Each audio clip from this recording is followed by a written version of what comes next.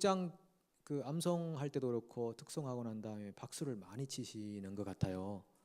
다른 목장하고 좀 다르신데 미리 좀 뭐 손 쓰셨는지 모르겠습니다만은 감사하고 그 특송의 절반을 목자 한 분에게 또 한 절을 다 부르게 하셔가지고 목자 하기도 힘든데 그까지 또 하게 하셔가지고 우리는 뭐 보통 일 같은 거 있으면 그냥 몰아주기 하는 거 좋아하기 때문에 몰아주시고 그리고 목자가 시작했다가 목료로 끝을 맺는 시작은 미약하였으나 내 자녀는 심히 창대하리라. 아닙니다. 귀한 찬양이고 감사드립니다. 우리가 3월 달은 구원에 대한 내용으로 말씀을 나누게 됩니다. 1월에는 뭡니까? 무엇에 대해서 말씀을 나눴습니까? 하나님의 사랑에 대해서. 2월에는 죄에 대해서. 3월에는 구원입니다. 하나님이 이렇게 사랑하시는데 사람들이 죄를 지었다. 그러니까 당연히 사람들이 구원을 받아야 되는 거죠. 그런 이제 논리적인 전개를 이제 해보려고 하는데 구원을 받아야 되는 존재다라는 사실을 아는 것만 해도 계시를 받은 것이죠. 세상 사람들은 구원이 왜 필요한가? 처음 교회에 오시는 분들은 교회에서 사용하는 용어들이 너무 낯섭니다. 구원 그러면 구원이라는 게 뭡니까? 구원이 왜 필요합니까?를 묻게 되는 거죠. 지금도 나가셔서 당신은 구원받아야 됩니다라고 하면 기분 나빠하는 거죠. 내가 뭘 잘못했기에 내가 뭐가 부족한데 구원을 받아야 된단 말입니까? 이렇게 생각하는 거죠. 그러니까 구원이라는 것을 말씀드리기 위해서는 전제적으로 우리가 죄인이라는 사실을 인정해야 된다는 것입니다. 저는 지난주 암송 구절 말씀이 우리를 거의 넉다운시키는 말씀이다 생각하는데 로마서 3장 10절부터 12절 우리 지난주 뭐 한 주 전이니까 여러분 뭘 또 띄워 주시네요. 친절하게. 제가 드리긴 드렸습니다만은 자, 잠깐 보셨으니까 한번 우리가 암송 한번 해보도록 하겠습니다. 시작. 기록된 바 의인은 없나니 하나도 없으며 깨닫는 자도 없고 하나님을 찾는 자도 없고 다 치우쳐 함께 무익하게 되고 선을 행하는 자는 없나니 하나도 없도다. 아멘. 하나도 없도다 이렇게 하죠. 누가? 하나도 없도다. 그러니까 다 치우쳐 함께 무익하게 된다. 그 말은요, 쓸모없는 인간이 됐다는 것입니다. 여러분 혹시 그거 인정하시나요? 우리가 구원받아야 된다고 하는 그 말을 듣기 전에 우리가 전제적으로 우리가 인정해야 될 사실이 있습니다. 여러분 정말 쓸모없는 인간이었음을 고백하십니까?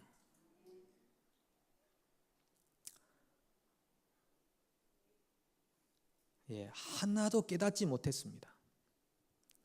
하나도 한 번도 하나님을 찾은 적이 없습니다. 한 번도 선을 행한 적이 없습니다. 그런 존재가 인간이고 나다. 이게 인정이 돼야 그 다음에 구원의 이야기를 들을 수 있는 것이죠. 정말 우리 쓸모없는 인간이었거든요.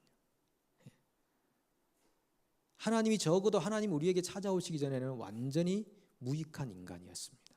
죄송합니다만은 지금도 하나님을 알지 못하는 사람들을 영적으로 보면은 굉장히 어떤 경우는 이 말씀을 드리면은 좀 심하다고 할 수 있겠지만은 정말 쓸모없는 존재라는 것을 우리가 인식해야 됩니다.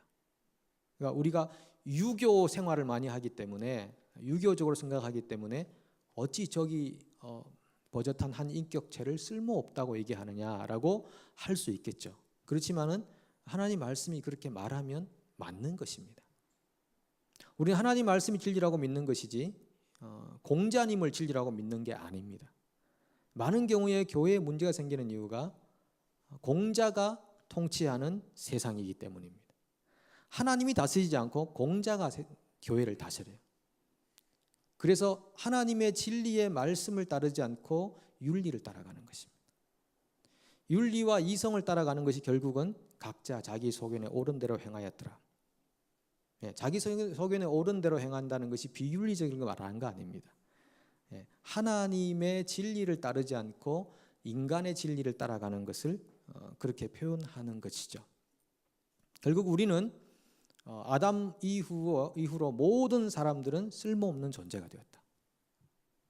그것이 인정이 되면 이제부터 구원의 소리가 우리에게 들려오기 시작하는 것입니다. 하나님이 사람들에게 율법을 주신 이유가 거기에 있습니다. 율법을 주신 이유는 사람들의 동의를 구하기 위해서입니다. 자, 너희가 너희의 열심으로 내게 올 수 없다는 사실을 인정하겠느냐? 이거를 동의를 얻기 위해서 모세오경을 주셨습니다. 그걸 613개로 나누었다 그랬잖아요. 613개의 아주 세밀한 그런 법들을 하나님이 인간에게 주신 이유는 인간으로부터 동의를 얻어내기 위해서, 자, 너희가 해봤지만 안 되지?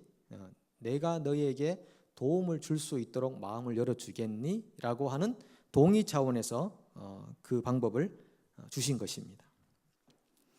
제가 탕자 비유를 한번 생각해 보려고 합니다. 탕자는 둘째 아들이고 첫째 아들이 있고 아버지가 있습니다.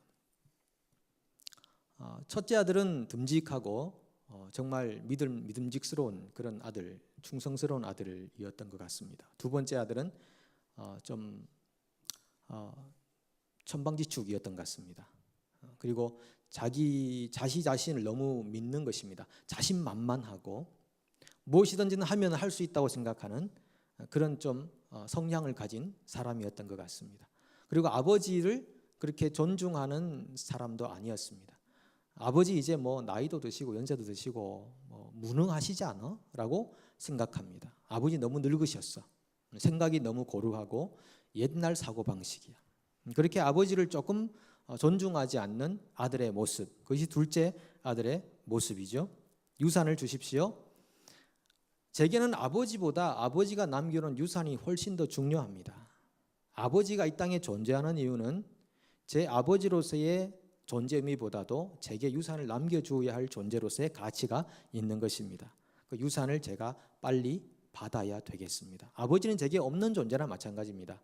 저는 유산과 함께 제 인생을 보람되게 한번 살아보겠습니다 라고 생각하는 인간입니다. 그런데 그런 인간을 길들이기 위한 아버지의 방법은 어떤 것이 되어야 하겠냐는 것입니다. 앉혀놓고 아들아, 네가 생각하고 있는 그 생각은 정말 부모에게는 있을 수 없는 자식의 모습이다.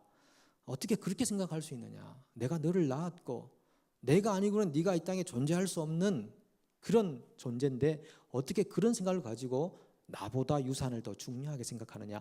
타이르고 타일러도 안 되는 존재입니다.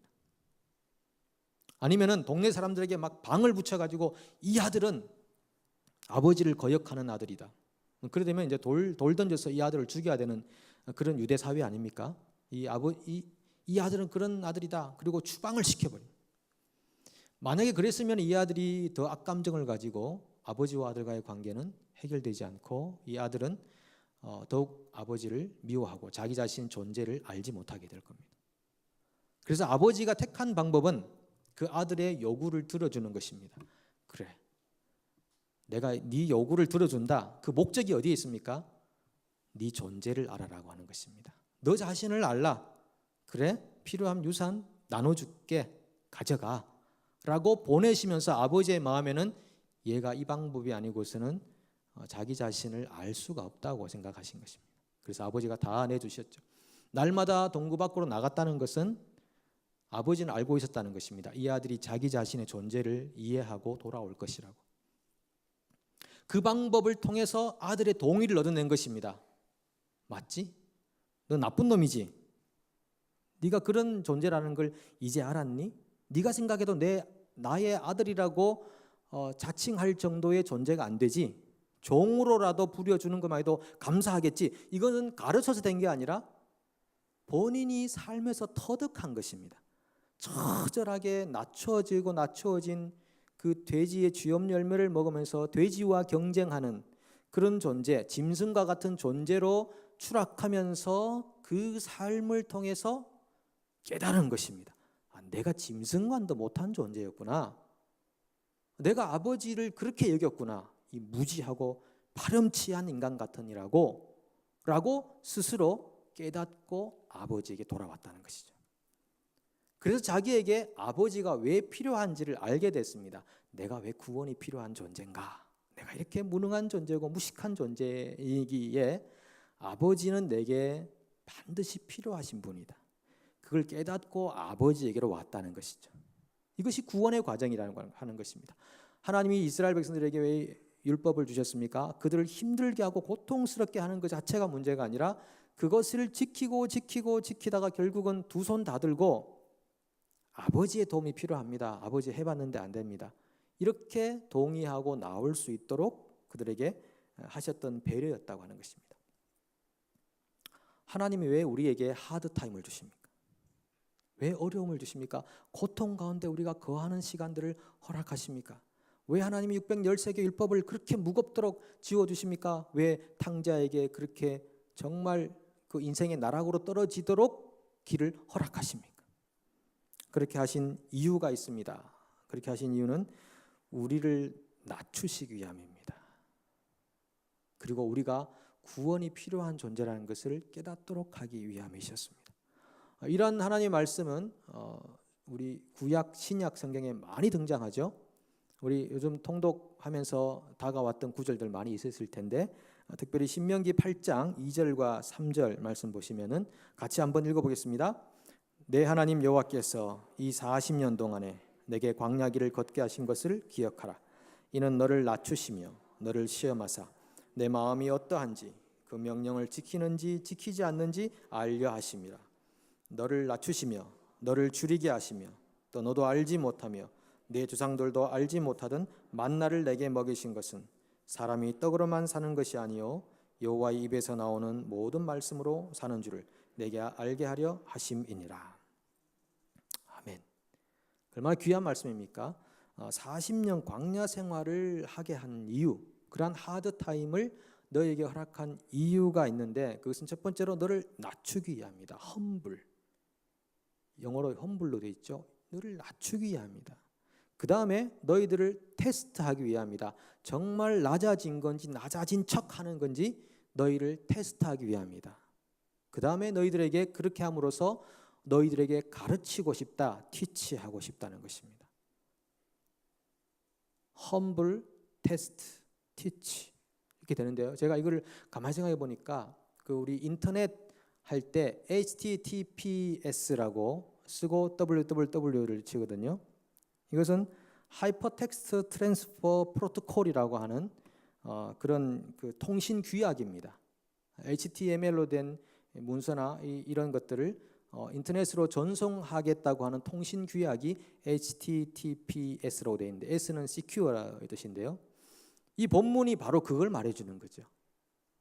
humble, test, teach.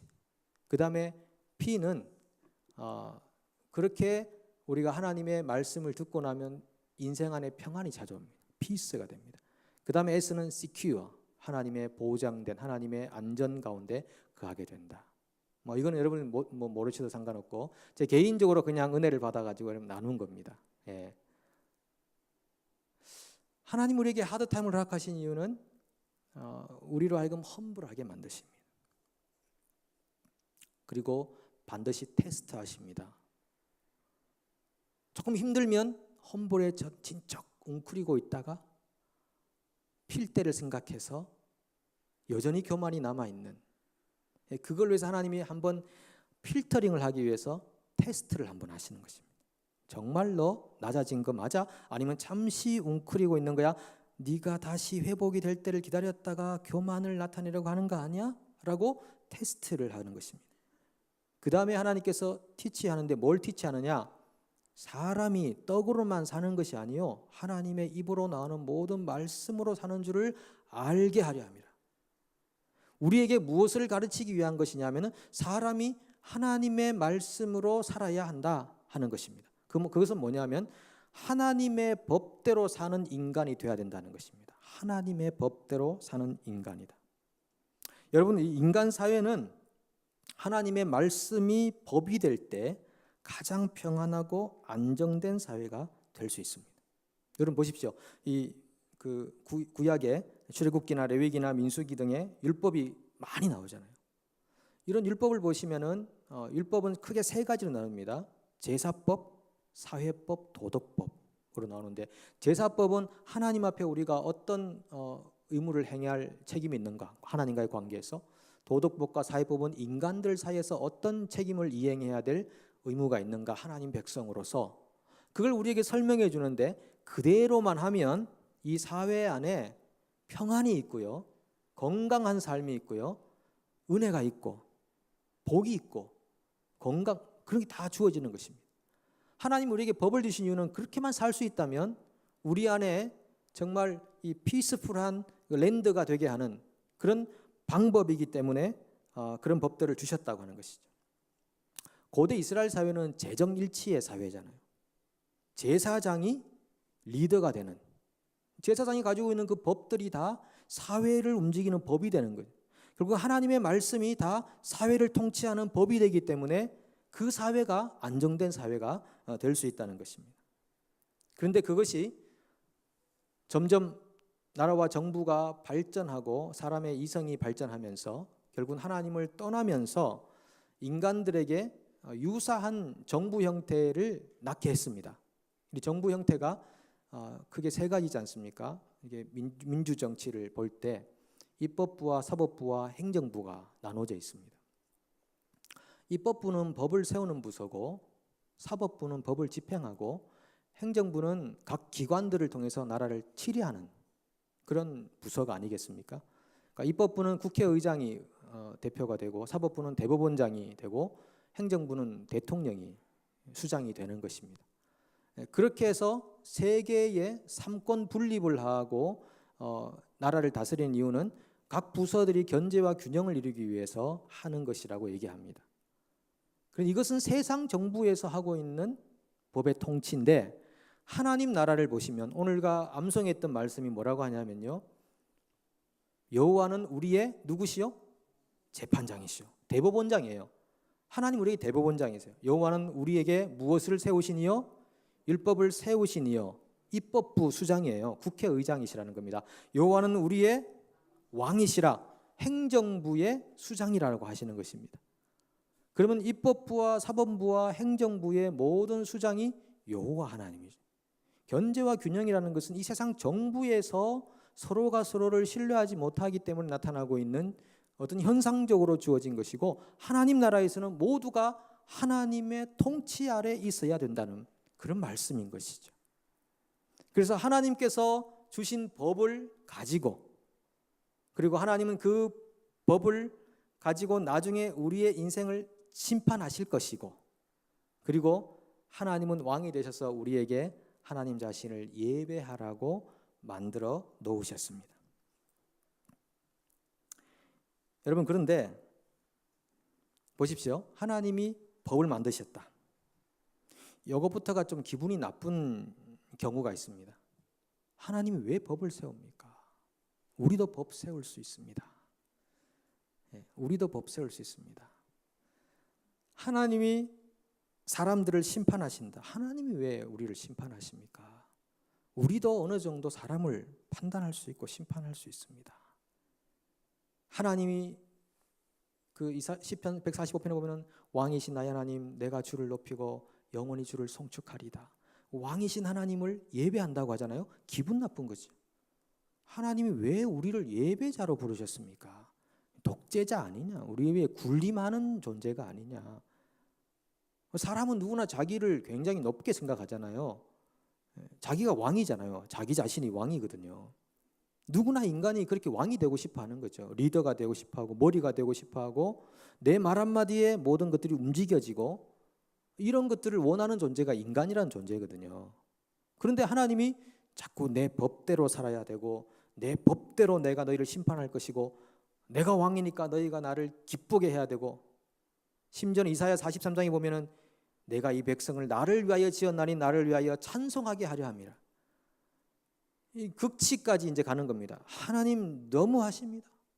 아니, 그러면 우리 인간을 만든 이유가 하나님 찬송하는 앵무새처럼 만들기 위해 우리를 만들었단 말입니까? 우리를 종처럼 부려먹기 위해서 그렇단 말입니까? 아니 천사들 가운데는 그렇게 마음에 드는 존재가 없었습니까? 왜 우리 인간까지 만들어서 찬송하는 일에 그렇게 쓰시려고 하십니까? 그렇게 반문할 수 있습니다. 그런데 그런 반문하는 마음 자체가 타락한 마음입니다. 여러분 그런 질문 생기지 않습니까? 여러분 타락 안 했고 저만 타락했다 이 말씀이죠. 이상한 눈초리를 보시면서 어떻게 저런 생각을 할 수 있을까라고 째려보시면서 제가 죄인 중에 괴수입니다 라고 고백을 하게 만드는 하나님 같은 존재, 저는 인간 같은 존재, 그런 생각을 할 수 있고요. 성경 공부를 하게 되면 그런 질문을 합니다. 그러면 하나님이 우리를 그런 존재로 만드셨단 말입니까? 우리를 예배자로 만드셨고 하나님은 예배받으 뭐가 부족하셔가지고 하나님이 우리를 멀쩡한 인간 타락할 거 아신 거 아니셨습니까? 타락할 거 아셨으면서도 그럼 우리를 이렇게 고통하고 생로병사 이게 순환되고 있는 죄의 역사 안에 빠져가지고 허덕이도록 이 죄의 유혹과 사슬에서 벗어나지 못하고 이 땅을 사는 동안 고생 죽도록 고생하고 사람 눈치 봐야 되고 사람들 신경 쓰고 스트레스 받고 질병에 걸리고 여러 가지 이렇게 하라고 하나님 그럼 우리를 만드셨단 말입니까? 라고 하는 질문이 당연히 생성이 되는 거죠. 생성되십니까? 안 되십니까?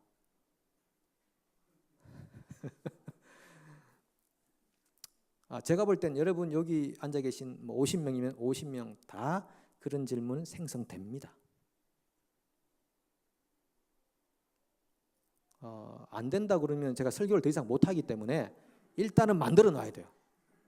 그리고 그렇게 되는 게 맞아요. 왜냐하면 우리는 아담의 후손이기 때문에 그렇습니다. 그런데 그 생각 자체가 틀렸다니까요. 하와가 선악과를 따먹기 전에는 그런 생각을 한 번도 해본 적이 없습니다.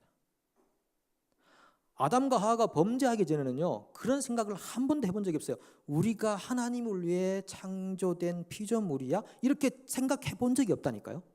그건 너무나 지극히 당연한 것이었고 그것이 그들에겐 영광스러운 것이었고 자기 존재를 잊게 하신 그 하나님에게 예배하는 것이 너무 황홀한 것이었다니까요.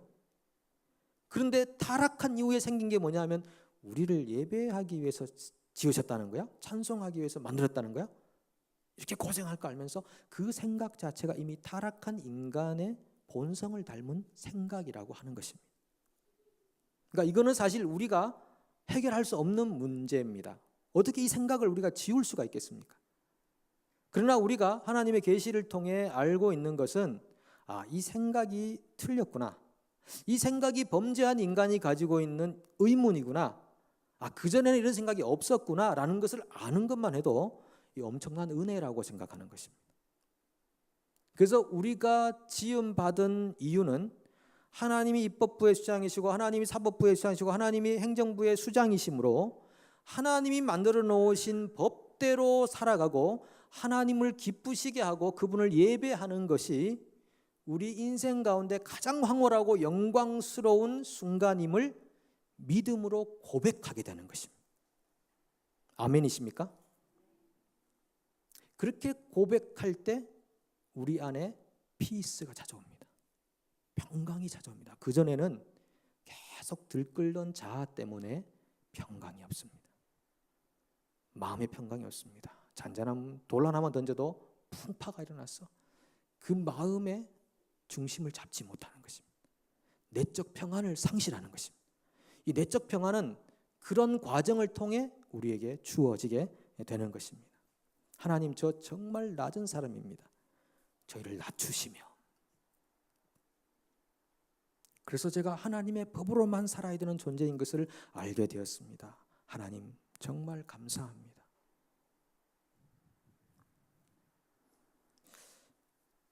하와가 뱀의 유혹을 받았을 때 이 뱀아 썩 물러거라, 이 사탄아 썩 물러거라, 주 너희 하나님을 시험하지 말라, 오직 사람은 하나님의 말씀으로 사는 거야. 라고 하나님만 경배해야 돼 라고 했더라면 하와는 유혹에서 이겨냈을 것입니다. 그 순간은 하와에게 자유가 있었습니다. 뱀의 유혹을 따라갈까 말까, 따라갈 수도 있고 안 갈 수도 있는 자유가 있는 것입니다. 그런데 그는 실패했습니다. 그래서 예수님께서 이 땅에 오셔서 40일 금식하신 후에 시험을 받으셨을 때 똑같은 시험을 받은 것입니다. 선악과를 따먹으라고 하는 똑같은 시험을 받은 것입니다. 그때 예수님께서는 주 너의 하나님을 시험치 말라. 오직 주 하나님만 경배하라. 사람이 돌로 사는 것, 떡으로만 사는 것이 아니라 하나님의 말씀으로 사는 것이니라. 그렇게 사탄을 물리친 것입니다. 사탄을 뭘로 물리칩니까? 하나님의 말씀으로 물리치는 것입니다. 다 예수님 말씀하신 그 예수님의 말씀이 구약 성경에 나오는 말씀들이거든요. 하나님의 살아있는 말씀을 가지고 사탄을 물리치는 것입니다. 사탄이 우리를 왜 두려워합니까? 우리 안에 하나님의 진리의 검이 있기 때문에 두려워하는 것입니다. 진리의 검으로 영적인 악한 세력을 대적할 때 그 세력들이 물러가게 되어 있는 것입니다. 그렇지 않고 진리의 영이 우리 가운데 살아있지 않으면 어떻게 무엇으로 악한 영을 대적하여 싸우겠습니까? 육신의 힘을 길러서야 되겠습니까? 눈을 크게 부릅뜨면 사탄이 무서워할까요?